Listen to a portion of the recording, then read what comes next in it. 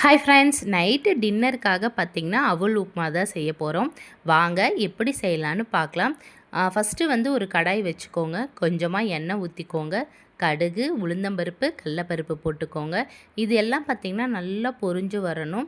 பொரிஞ்சு வந்ததுக்கப்புறமேட்டு கட் பண்ணி வச்சுருக்கிற பச்சை மிளகாவையும் கருவேப்பிலையும் ஆட் பண்ணிக்கலாம். ஒரு மீடியம் சைஸ் வெங்காயத்தை நல்லா குட்டி குட்டியாக சாப் பண்ணி வச்சுருக்கோம். அதையும் இது கூட ஆட் பண்ணிவிட்டு நல்லா வதக்கி விட்டுக்கோங்க. வெங்காயம் வந்து சீக்கிரமாக கலர் சேஞ்ச் ஆகணும்னா கொஞ்சமாக வந்து தூளுப்பு ஆட் பண்ணிக்கலாம். அப்போ தான் வந்து வெங்காயம் சீக்கிரமாக வெந்துடும். இப்போ வந்து பார்த்திங்கன்னா வெங்காயம் வந்து நல்லா கோல்டன் கலர் வந்துருச்சு. இப்போ கொஞ்சமாக வந்து மஞ்சத்தூள் ஆட் பண்ணிக்கலாம். இதையும் ஒன்று சேர நல்லா வதக்கி விடுங்க.